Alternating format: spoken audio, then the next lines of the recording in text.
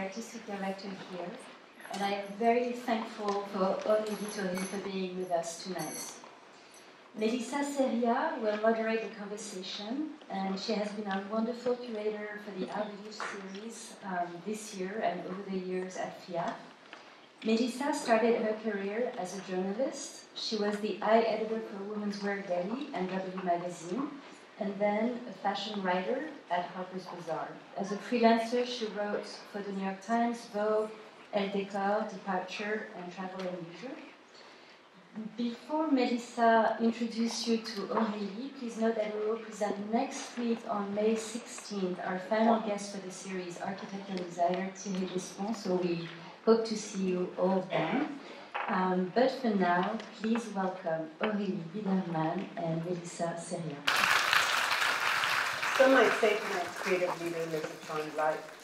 In the years since starting her eponymous jewelry line in 2004, Aurélie Bidermann has gone from creating unique pieces for a small group of friends to designing necklaces favored by the likes of Beyoncé and Gwyneth Paltrow. Her passion for jewelry design has its roots in her childhood. Inspired by her grandmother's collection of fine jewels, she tested her first creations out on her mother, starting at the age of 5. Born in Paris, her eclectic bohemian style is influenced by the exotic countries and colors and landscapes she traveled in her youth: India, Brazil, Venezuela, Africa, and Japan, and a sense of nostalgia and joy for life. The daughter of art collectors, Aurélie studied art history in Paris before starting her career in the Impressionist department at Sotheby's in New York. But her draw to jewelry led her to transition to studies in gemology. And after a trip to India, she returned to France with her first original creations, unique charm bracelets that caught the eye of a buyer at the concept store Colette in Paris. And since then, the growth of the business has been as organic as her creations. She says, "It started with pieces that I made in my apartment that my friends bought, which grew into a wholesale business, which grew into our own stores and e-commerce and kept growing. Today, that growth has translated into stores in Paris, Soho, and on Madison Avenue that you may have seen recently open, and a staff of nearly 40 people working around the world. But she hasn't lost sight of the independent spirit or vision that sets her work apart. Rooted in symbolism and natural forms, many of her pieces reference motifs tied to her personal experience and her environment. Serpent goats, scarabs, lily pads, four-leaf clovers, ears of wheat, and ladybugs appear often, as do the striking colors of emerald, coral, and marine blue. She says it's all about friendship, luck, and nature. People want happy jewelry. Please join me in welcoming Aurélie Bidermann. We put together a beautiful slideshow for everybody to see. What does happy jewelry look like? Happy jewelry. Meaning for me, I'm using like 18 karat gold. It's like a very solar gold. Using a lot of colorful stones because color are very important to me, and I think it makes women looking great and beautiful. And I think it's important to always be ludic and don't take jewelry too seriously and having fun by itself. You describe yourself as a very creative child, someone with a vivid imagination. What do you remember from that time, and what were you like? I remember I was very shy as a kid, and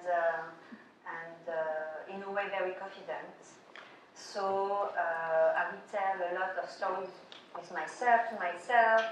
I would be like in a bubble, like telling myself a lot of magical story, a lot of, my mother would be sneaking in my room looking what I was doing, and she would be surprised to see myself talking vividly with my hands, and she's in original.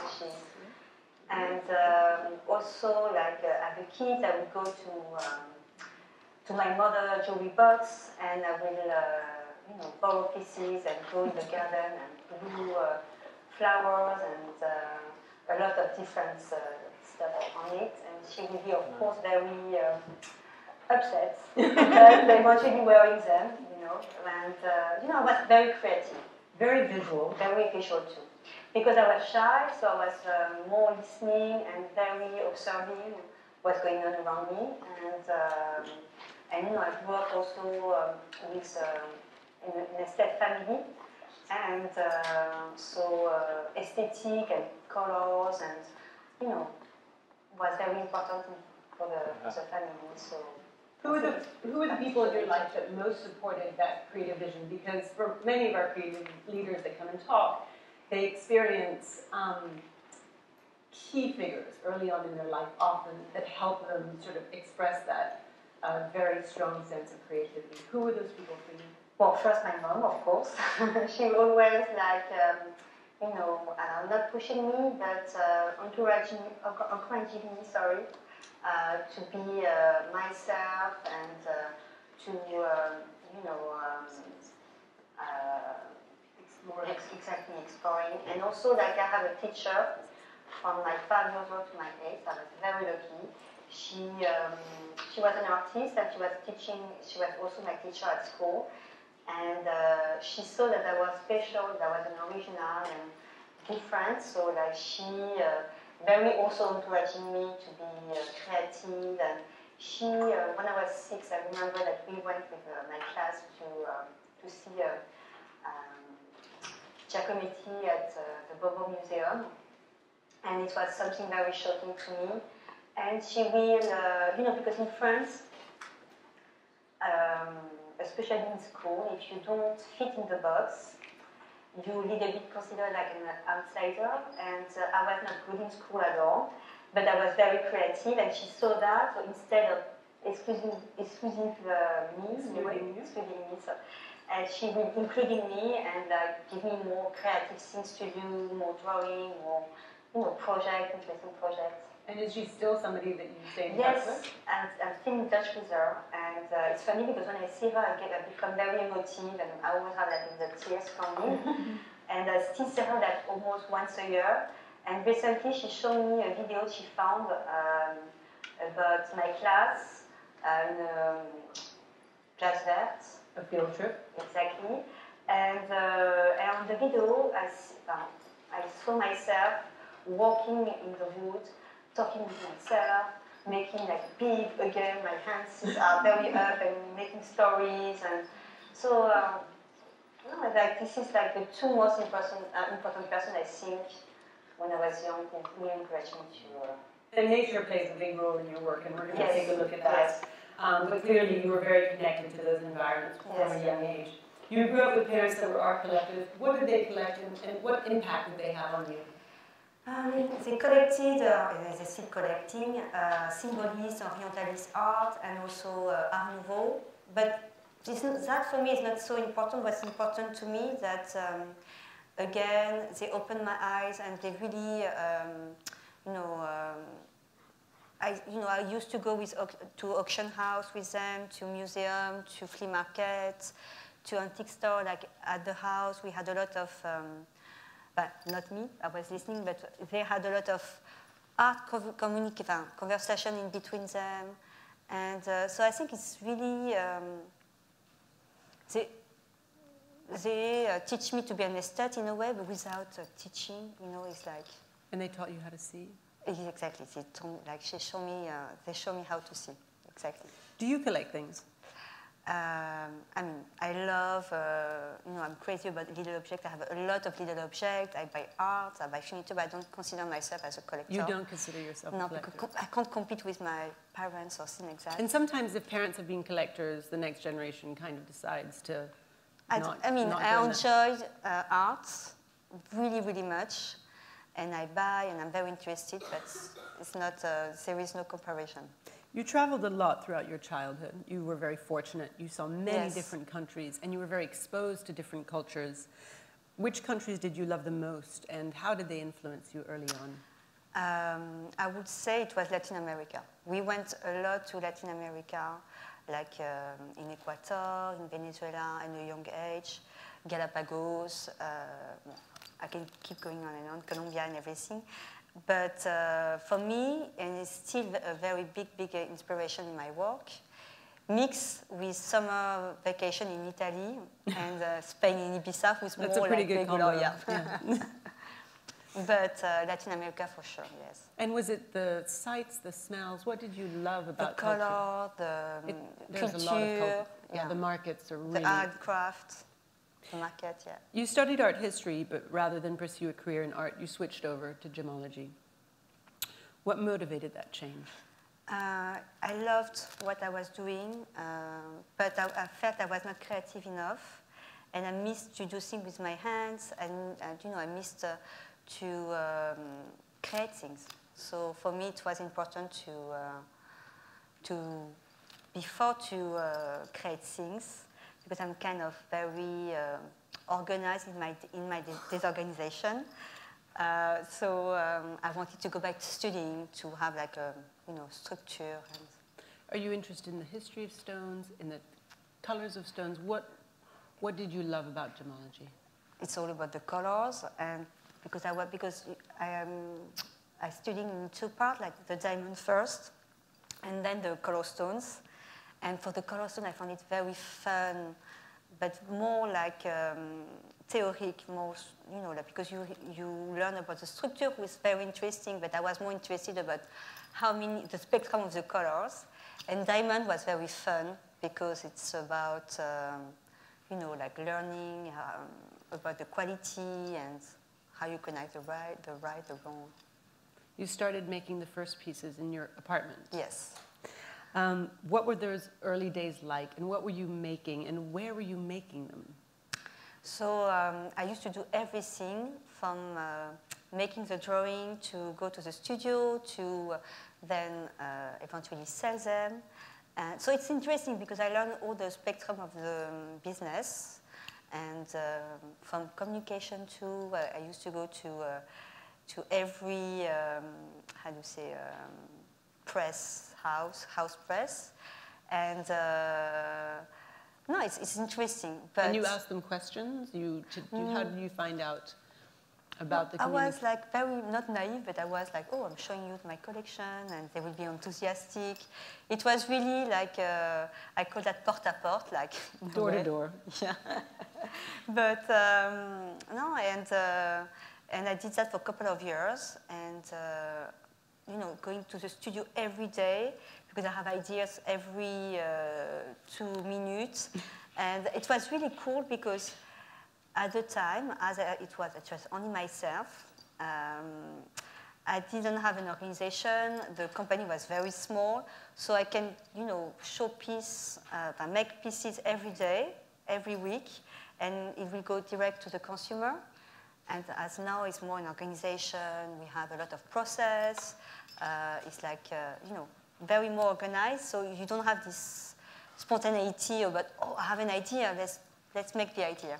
Did you start with the friendship bracelets? Is that where you started? I start with the friendship bracelets, and at the same time with the fine collection. So what were those friendship bracelets like? They were woven? It was a red yarn with a lucky charm in mother of pearl. And because the first one I launched, it was a dragonfly, because I went to Japan and I noticed in Japan that you had a lot of dragonfly next to the temples and everything. And someone told me the signification, and I found it beautiful. It was luck, and the dragonfly itself, it's so poetic and so romantic. So I thought it was... So you made these beautiful friendship bracelets that you then introduce your friends as friendship bracelets. There's no way no one can buy one of those if you say, look at my friendship bracelet, would you like one? Yes, I would, actually. So in a way, I think that was quite clever, because it sort of immediately drew affection for your collection, interest in what you were doing, and then you were discovered. Which was funny, because those friendship bracelets, I didn't tell you that, but I used to, so by accident, Sarah from Colette saw them, and she's the owner of the store Colette in Paris, and she's the daughter of the owner. And like she loved them, so she asked me to make them for Colette. So I said okay. So I used to do them, you know, every night before to sleep in my bed, and like every week she will reorder, and it was bigger and bigger and bigger, and I was like, oh my God, like like spending hours and hours of doing them, you know. And no, it was really a fun time. And that's when you, did some people help you? Did friends help you make them? I have friends who helped me at the time, yes. Good friends that you have. Yes. You say that you didn't have a business plan at first, but when did that start to take shape? How quickly after your work started being shown in Colette, the demand was growing, that you realized, I need to hire some people here? So I'm a slow person in a way. It's meaning like I start around 2003, but it's only in 2008 that I did a real business plan. Let's say 2003 to 2008, I was like, I wanted to have my jewelry very successful, but I didn't want to say it loudly because I felt like, you know, like I was not sure. But inside myself, like I want them to be successful and I want them to be global in a way, but didn't work on this direction really much because I was still searching who I am, I mean, as a jeweler. And 2008, I felt confident enough that to take offices and build a team and to make it bigger, like to have a big plan. You had your costume jewelry and then you had fine jewelry. Yes. Both of those are really important to you, but you work on them differently. Yes. Tell us a little bit about what is your approach to each one and how often do you make pieces for each collection?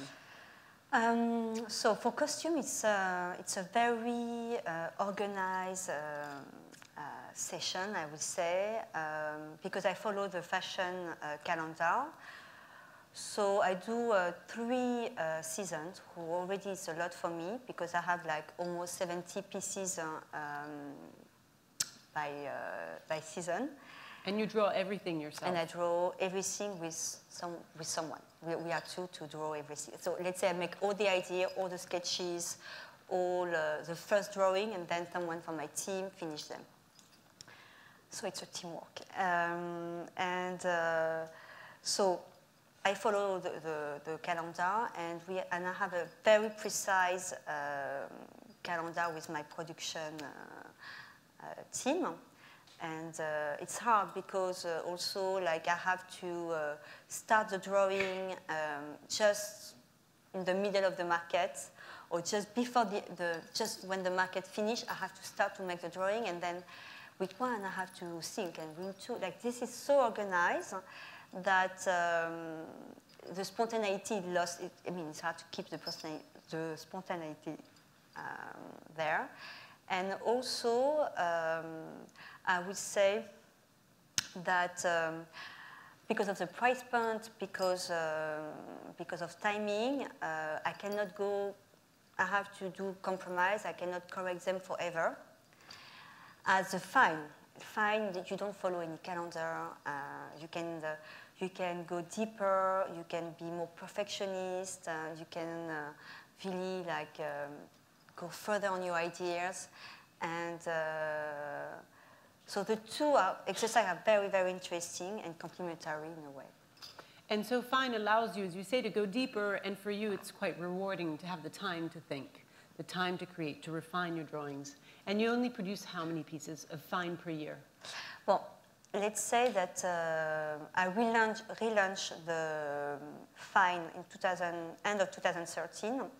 So when I relaunched it, we did around 40 pieces, so it's a lot. But let's say that now that we have a good base and a good, permanent collection, it will be around 10 to 15 pieces a year. So it's not the same at all. Take us a little bit inside that world. Gaining access to reputable diamonds and stone sellers can require kind of special access. Because it's quite a beautiful and secretive world. What were your first impressions of that world?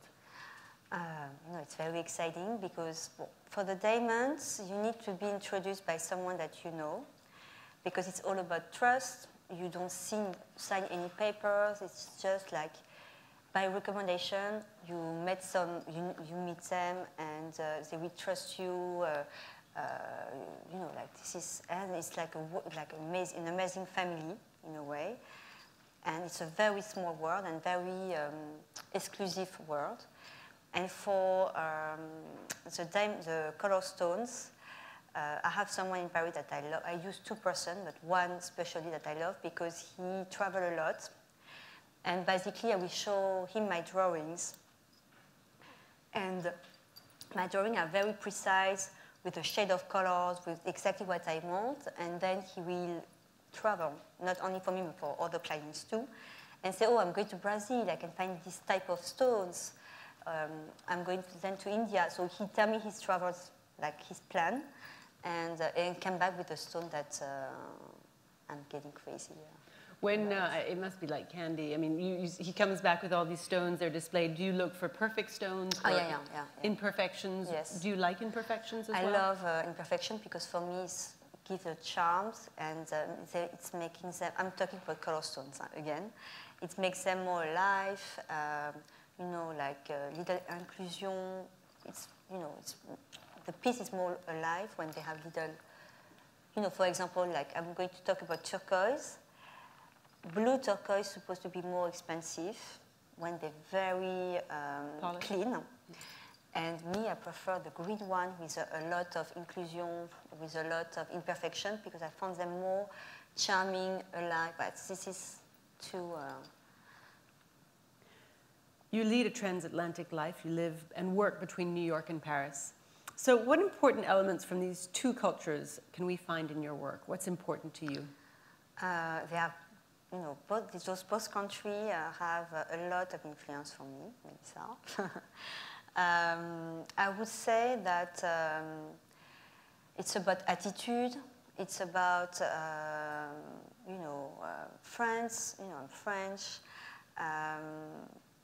We have a different attitude, a different approach to jewelry, to life. And here there's two different approaches and two different attitudes that I love and have a lot of influence. Does the New York woman wear jewelry differently than the Parisian woman? Yes. Like I will say, like, but at the end, it's funny because they buy exactly the same jewelry.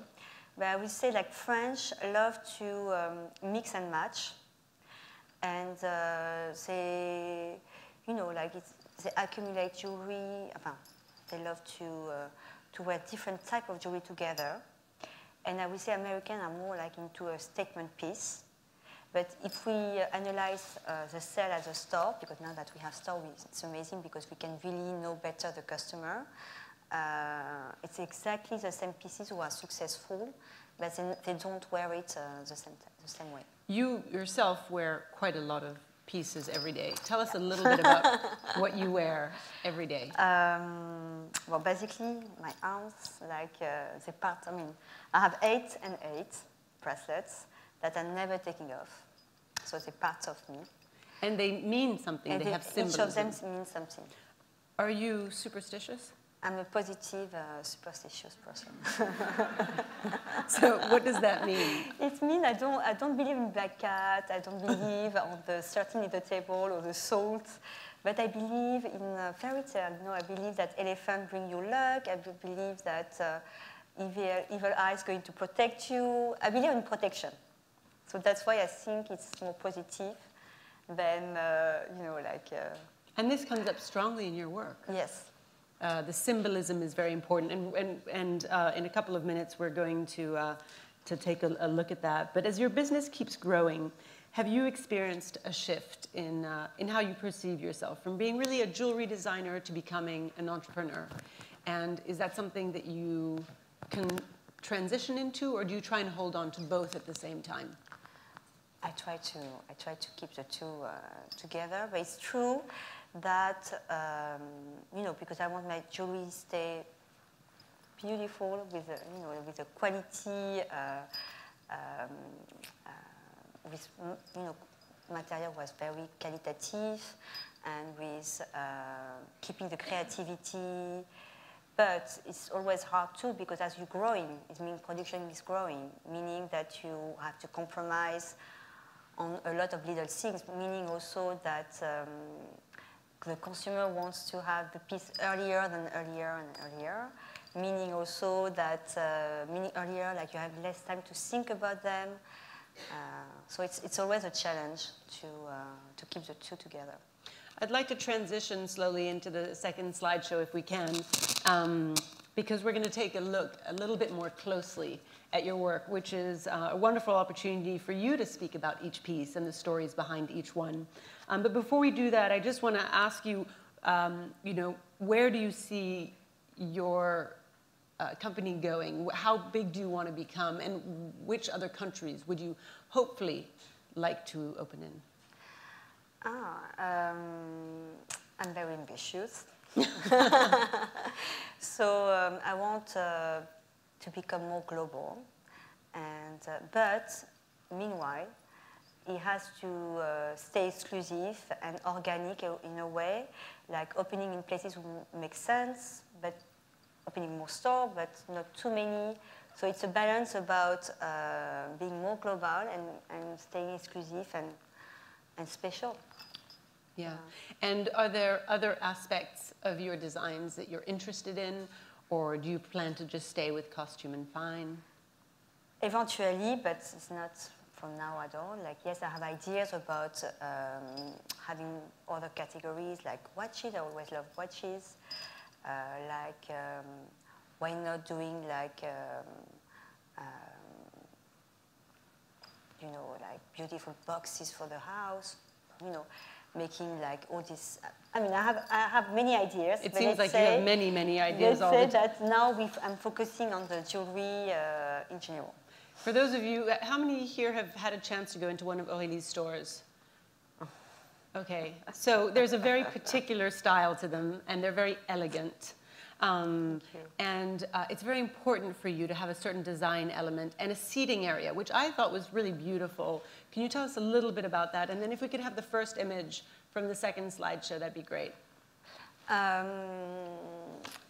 You know, I think it's very important to have a strong DNA, to have a strong identity, and to have also a strong vision. And the store experience is part of it. So I try to do different stores with different experience, but at the end, you know that you get into an Aurélie Bidermann store, and so they all influenced by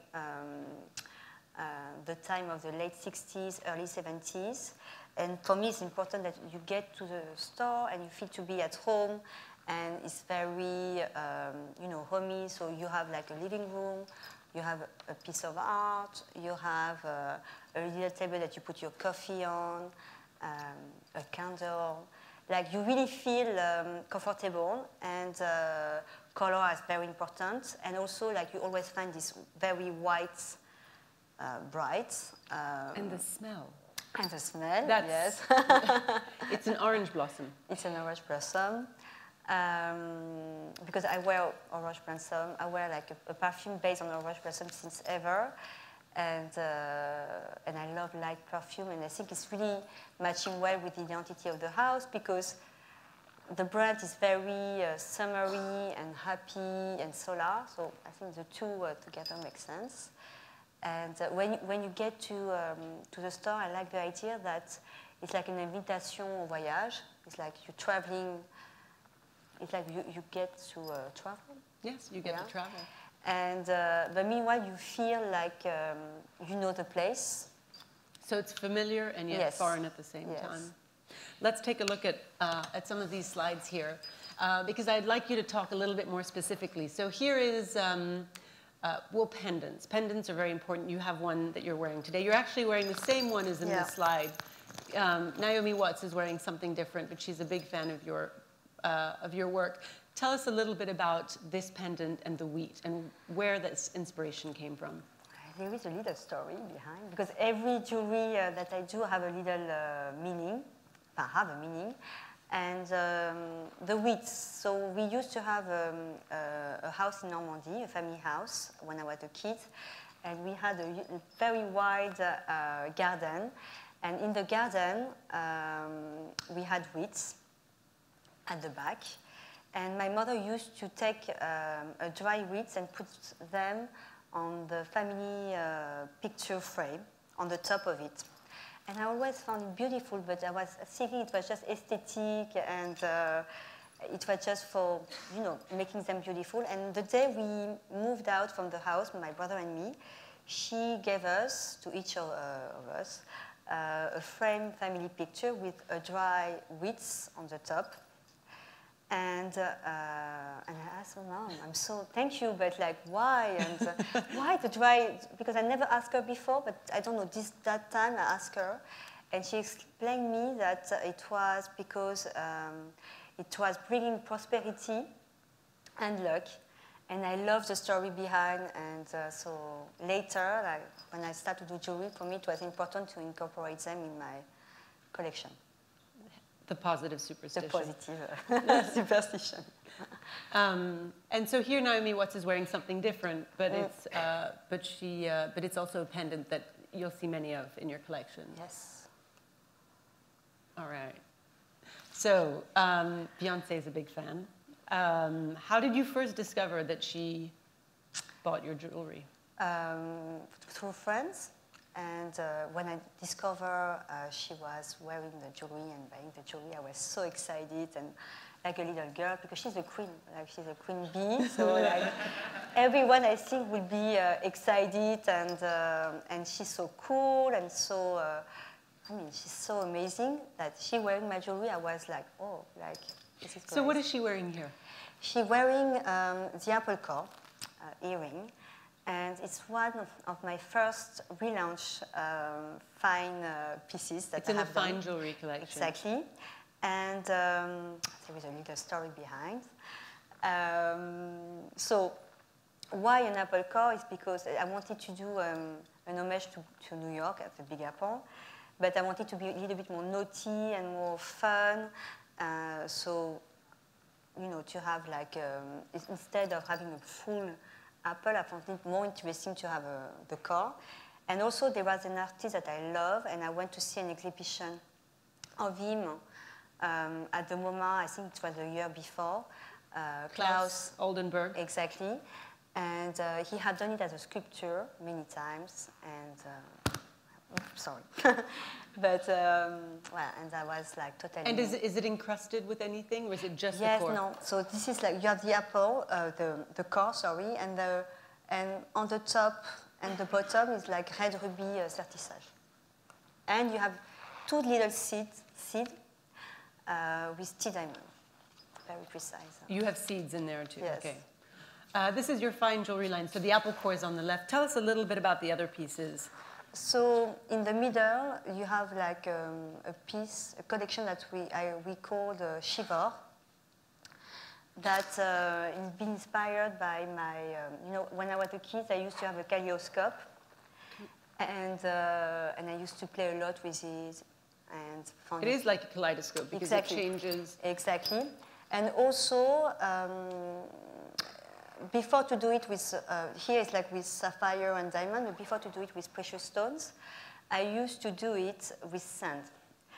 So the idea came is like, you know, when I was traveling, I used to go to the beach the day before I leave and take some sand and put it on, you know, on a plastic bottle and bring it back home. And then when I arrive at home, I say, wow, like, okay, super, so what I'm, you know, because we all like that. And then you don't want to put it on the garbage, but you want to keep it, but it doesn't make any sense to keep it because it takes a lot of space. And of course, it's less shiny and less beautiful when it's back at home. So I say, okay, let's put it on. And the idea came like that. So originally it would have had sand in Exactly. But I found out that it was special to me because it was travel that I used to do, but meaning not really anything to the customer because they're not part of the travel, and so they say, okay, super, it's like with sand. Some of the people understood, but not everyone. And so that's you know, it's overrated with stones because it's more... And you bring up a good point, because you can have references that are important to you, but if they don't translate to your customer, yes. then you can't include them. No, exactly. And then here on the right, we have the four-leaf clovers. Those are also part of childhood experiences. Yes. Well, I can go on and on with my story. So this story behind is like my mother used to send us to the garden in Normandy and say, oh, go and find me a four-leaf clover. That, of course, it's impossible to find, and it's like taking forever, like that she has a quiet time and everything. And I used to a little bit cheat on it. I don't know, like cut the four-leaf, the three-leaf clover, cheating, like cutting the three-leaf clover on 4 and say, oh, I found it. And so you would split the leaf. Exactly, and say, I found it. No, go back to the garden. So, and once I found it because the garden, the green grass was not perfect, of course, so you could find some of them. Maybe one time I found one, and I was so this is proud. an homage to those hours spent in the garden. Exactly. And with the paperclip, which is also your signature. Yes. I'm actually going to read what this is because it's pretty impressive. It's a cuff. It's made of 18-karat yellow gold. It has 1,228 multicolored sapphires. It has 131 diamonds, and it has 28 savorites. So how can you fit that many stones on this one cuff? Let's say that I found the stones first, because normally I always do a drawing with very precise color, with very precise, everything is very precise. My ideas are very, I know exactly what I want to do, and I get very upset if someone doesn't respect my drawings.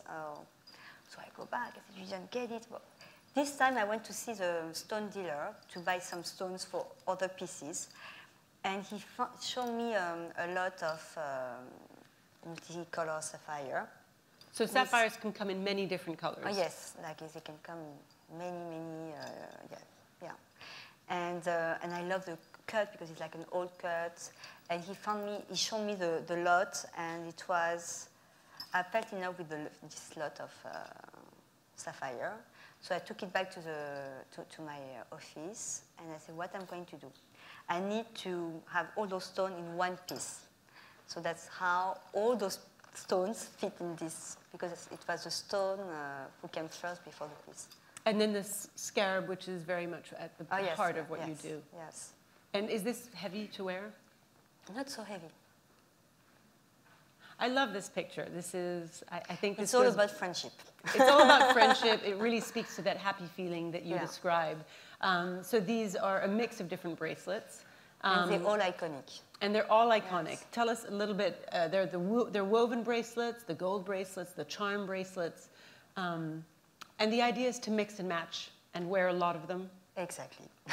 Exactly. This is from your fine jewelry. It's a mix. It's a mix of couture and no, actually here it's only couture. So the Maya, this is like the necklace that you see here. It's a Mayan-inspired necklace? Yes. No, it's like actually it's a continuation of the Copa, Cabana and do Brasil collection. Okay. And the inspiration behind is more like, because we used also to go a lot in Ibiza and have a place there in the 70s, 80s. And I remember the artisanal there and the way that my mom used to dress up and her friends. It was very type of bohemian, a lot of lace, a lot of this type of necklace and jewelry. So this is very more inspired from the hippie bohemian style. Which is sort of how you consider your own style. Yes, a little, yeah. Yeah, because it's based and influenced on travel. Yes. So kind of, yeah. And the lace bracelet, tell us a little bit about that one, and then... The lace. So it's based on, well, other kids again. Yeah, a lot of things has to do with my enfance. Your childhood. Exactly. So I used to, my friend used to call me Mademoiselle Foutou. You have to traduce that. You used to go and look into everybody's bags and closets and drawers. I was very, very curious. And nosy. Exactly.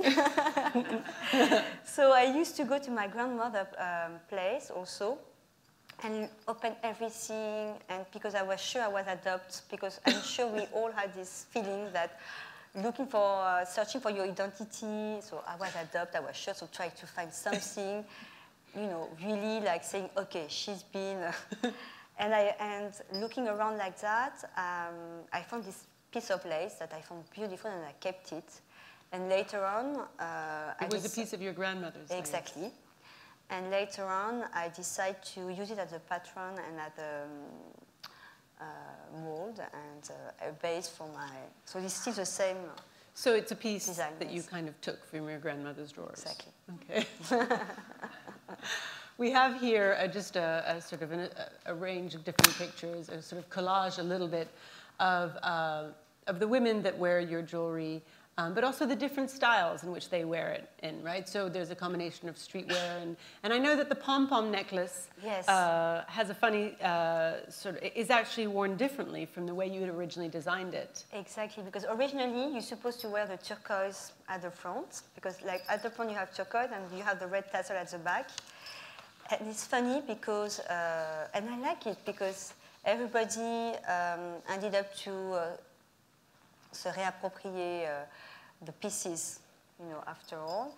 And so, like, I start to see street people, and Leandra, who's a big influencer also on the net, wearing it upside down.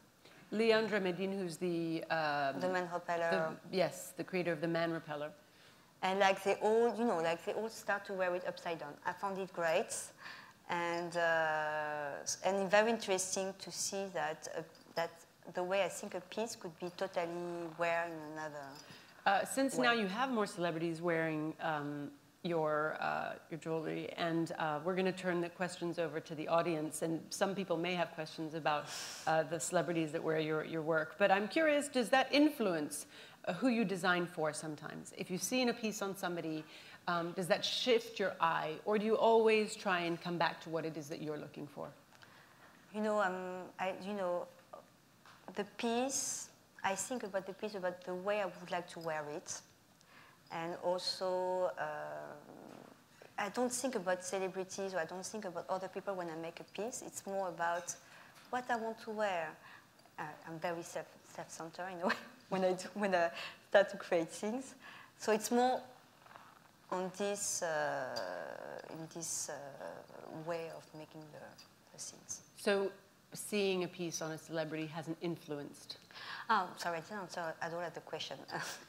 So, yes, I mean, in France, I will say it doesn't influence so much the consumer because they're more into fashion magazines and they're more like following this type of influence. And let's say here it has a lot of importance and it has a lot of influence on the consumer. So it's a different way of seeing things. Yeah. I'd like to open the talk up to questions from the audience for Aurélie, and I was wondering if anybody wanted to ask a question for her. Yes. I think there's some mics, actually, if you wouldn't mind, just so that everybody can hear the question. I saw a lot of the photos of Jane Birkin. Have you worked with any of either of her daughters? Loudoyon, like, loved to wear my jewelry, and we know each other, and she enjoyed to. So I would not say working with her, but collaborate in a way. Yes. And Charlotte Gainsbourg too. Her two daughters, yes. And those muses have been very important to you. Yes. Are they part of your sort of mood boards? Are they up in your studio? They come back often. They do? Yes. And do they shift? It depends on the seasons, what you're thinking about.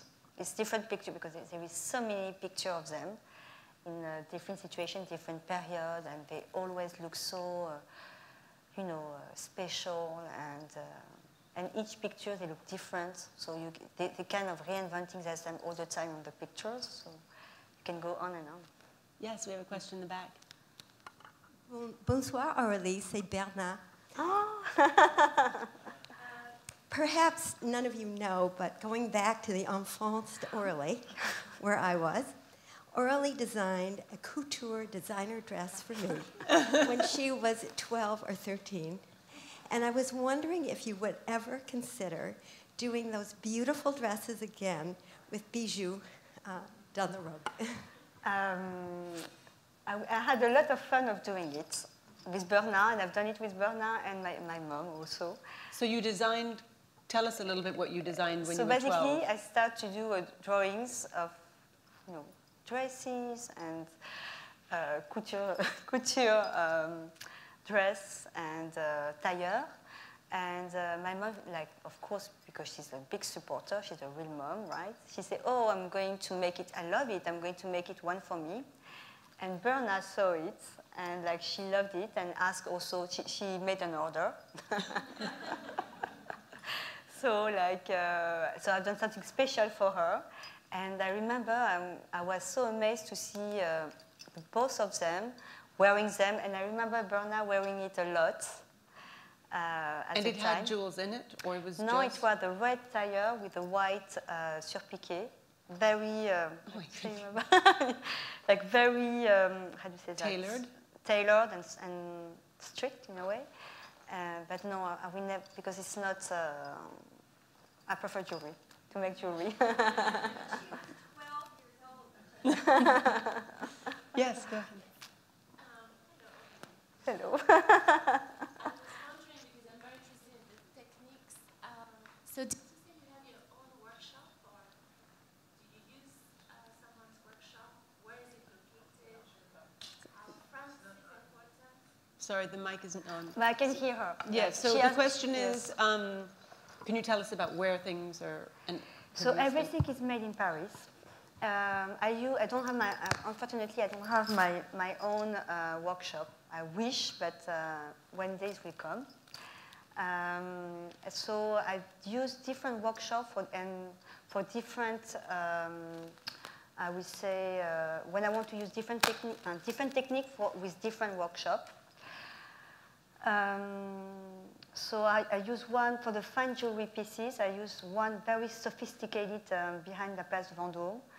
And they are amazing because they understand my drawing. Because, you know, a lot of workshop, they see the drawing and they want to reinterpret the drawing. And that makes me always, again, crazy. And their understanding, they can read in my mind. Because the drawing is kind of flat in a way. Then you have to make it 3D in the mind. And they are amazing for that. And I use another one for less complicated pieces. For example, for my couture, my costume, I have a wonderful maquettiste. And to be honest, she reads very well in my mind too, because I show her drawings, who I think are beautiful and interesting. But again, you have to make them, you know, you have to, she has to make them with life. It's like a sculpture. Like you have really to, because from flats, you can do something flat again at the jewelry, and she understanding exactly what I have in my mind. So because when I show a drawing, I always explain, and I'm very, also very visual and very expressive when I explain it. And it's really like a teamwork. You don't do 3D? I don't like 3D. I really, this is funny because I know that right now, like everybody are in 3D. Everybody love, because it's true, like you're winning so much time and money. But 3D for me, it's too cold and it's too, you know, I love the warm and the imprecise hands. And the jewelry looks more alive and the more special when it goes from hand drawing, you know, instead of 3D. Sometimes, for certain pieces, we're using 3D just because it will take too many hours to if we don't use it. But I really don't like it. So the traditional craft is still exactly. very much part of what you do. Yes. I think we'll take one more question. Oh man. Okay. All right. Let's take a couple then. Yes, in the back, please. If you could stand up. Thank you. Hi, I have a question for you. What's the difference in between the French market and the American market? And how did you get into the American market? Sorry, can you repeat? Because I was. What is the difference between the American market and the French market? And how did you get into the American market? You know, French market for me is easy because I grew up again in Paris. I know it even without knowing it, I know it because like this it's is intuitive. Almost. Exactly. American market is, you know, it took me time to penetrate the market. You need to meet the right people, and I would say it's like the American market are more into rings and to earrings, and let's say French market are more into bracelets and necklace. So you had a real sensibility Yes. for that coming in. Yes. You had the time to observe. Exactly. To decide what you were going to showcase. Exactly. And what the differences were. But it's the same for Asia. For example, Asia is another market. So I went there and did a market visit last year, and I understood that they love little things. Little things. They don't like bold pieces. So your earrings wouldn't work? The earring this way, no. So we decided to do it mini. So we decided to do a mini size for them. And here, let's say, it's like bold, and they love like statement pieces. Architectural almost. Architectural, yes. Yes. Any more questions? All right. Yes, we'll take. Tell me about your viewers. They're very beautiful. So the inspiration behind is Calder, mixed with a little, because Calder because it's like a mobile, and they move like a mobile a little bit. And also the Native American, you know, like this part is very, you know, the way the piece stand together and the statement and it goes through the neck, it's very Native American. So it's a mix of two different cultures, art and culture. Thank you. We're going to take one more question and then we're going to wrap. Yes. You grew up traveling, so now where do you go for your inspiration? That's a good question. You grew up traveling. Now where do you go for your inspiration? You know, I don't travel for inspiration.